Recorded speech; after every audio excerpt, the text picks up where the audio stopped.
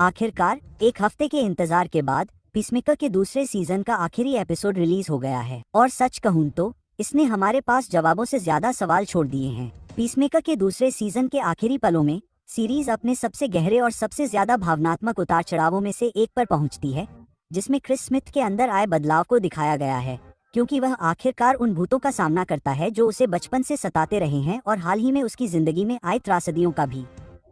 पूरे सीजन में क्रिस अपराधबोध और मौत के फरिश्ते होने के विचार से ग्रस्त था, एक ऐसा श्राप जिसने उसे ये यकीन दिला दिया था कि उसके करीब कोई भी मर जाएगा या नष्ट हो जाएगा।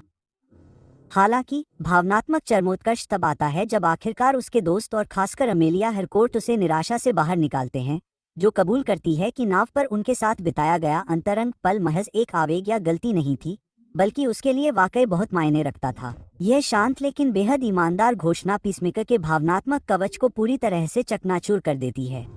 इसके तुरंत बाद सीरीज हमें किरदार के सबसे मानवीय और दिल को छू लेने वाले दृश्यों में से एक का तोहफा देती है। पीसमेकर अपने कमरे में अकेला है और राहत और खुशी के मिले जुले भाव से हंस रहा है।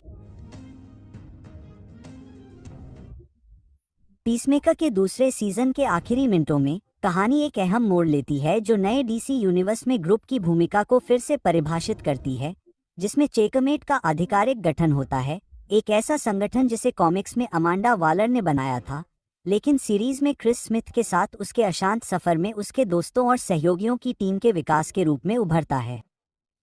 इस संस्करण में चेकमेट को एक स्वतंत्र गठबंधन के रूप में स्थापित किया गया है जो वैश्विक स्तर के खतरों को रोकने, स्थिरता को बढ़ावा देने और यदि संभव हो तो रणनीतिक हस्तक्षेप और साझा खुफिया जानकारी के माध्यम से स्थायी शांति सुनिश्चित करने के लिए दुनिया भर की सरकारों के साथ सहयोग करना चाहता है। टीम में Peacemaker, Leota Adebayo, Emilia Harcourt, John Economos, Adrian Chase, Vigilante और अब जूडो मास्टर शामिल हैं, जो आखिरकार एक स्थिर सहयोगी के रूप में शामिल हो जाता है, और साशा बोर्डो, एक नया सदस्य जो डीसी यूनिवर्स में नए आयाम खोलने का वादा करता है, खासकर जासूसी कहानियों और भविष्य की परियोजनाओं से उसके संबंधों के कारण। इसके अलावा चेकमेट का निर्माण एक ऐसा मोड़ है जो सीधे जेम्स गन के डीसी यूनिवर्स में भविष्य की घटनाओं से जुड़ता है, जिससे पता चलता है कि उनका पहला बड़ा मिशन रिक फ्लैग सीनियर और लेक्स लथर की योजनाओं को विफल करना होगा, जो अब सबसे बड़े भू राजनीतिक खतरे के रूप में उभर रहे हैं। हालांकि जब क्रिस स्मिथ और उनकी नवगठित टीम के लिए सब कुछ एक उम्मीद के मुताबिक होने लगा था, तभी पीसमेकर का दूसरा सीजन एक अंधेरे और पूरी तरह से अप्रत्याशित मोड़ के साथ समाप्त होता है। अंतिम मिनटों में जब रिक फ्लैग सीनियर के सीधे आदेशों पर काम करने वाले आगस एजेंट्स द्वारा पीसमेकर का अपहरण कर लिया जाता है, तो स्पष्ट शांति भंग हो जाती है, जिसने साबित कर दिया है कि उसके असली इरादे उसके द्वारा घोषित वैज्ञानिक शोध के वादों से बहुत दूर हैं। क्रिस को बेरहमी से वश में किया जाता है, जंजीरों में जकड़ा जाता है और एक उच्च सुरक्षा वाली गुप्त सुविधा में ले जाया जाता है, जहां आगस ने बरामद किए गए आयामी पोर्टलों के साथ प्रयोग करना शुरू कर दिया है। वहां बिना किसी चेतावनी के और उसकी इच्छा के विरुद्ध पीसमेकर को सैल्वेशन नामक एक नए प्रयोगात्मक आयाम में प्रवेश करने के लिए मजबूर किया जाता है। डीसी यूनिवर्स की विस्तारित कहानी के अनुसार मूल रूप से दुनिया के सबसे खतरनाक अपराधियों के लिए एक निश्चित कारावास के वातावरण के रूप में कल्पना की गई थी। श्रृंखला में साल्वेशन को एक प्रकार की अंतरआयामी जेल के रूप में चित्रित किया गया है, एक समानांतर वास्तविकता जिसमें कोई निकास नहीं है और सभी बाहरी हस्तक्षेप से अलग है, जहां समय और स्थान असंगत रूप से कार्य करते हैं। रिक फ्लैग क्रिस को गिनी पिग के रूप में उपयोग करने का इरादा रखता है, यह निर्धारित करने के लिए पहला परीक्षण विषय है कि मेटाह्यूमन्स और उच्च स्तरीय खलनायकों को वहां भेजने से पहले वातावरण स्थिर है या नहीं। कॉमिक्स में साल्वेशन वास्तव में चेकमेट द्वारा प्रबंधित एक जेल गृह है, जिसे पृथ्वी पर रखने के लिए बहुत खतरनाक समझे जाने वाले प्राणियों को छोड़ने के लिए डिजाइन किया गया है। हालांकि गन के ब्रह्मांड में अवधारणा को अधिक दुखद और प्रयोगात्मक उपक्रमों के साथ पुनर्व्याख्यायित किया गया है, जिससे संकेत मिलता है कि पीसमेकर एक पूरी तरह से नई दुनिया में फंस सकता है, अपने दोस्तों से अलग हो सकता है और प्राणियों या खुद के विकृत संस्करणों का सामना करने के लिए मजबूर हो सकता है। अंतिम दृश्य एक शक्तिशाली प्रश्न छोड़ देता है, क्या salvation Superman Man of Tomorrow 2027 में मुख्य संघर्ष की प्रस्तावना के रूप में काम करेगा या भविष्य के डीसीयू नायकों के पुनर्मिलन की सेटिंग के रूप में काम करेगा?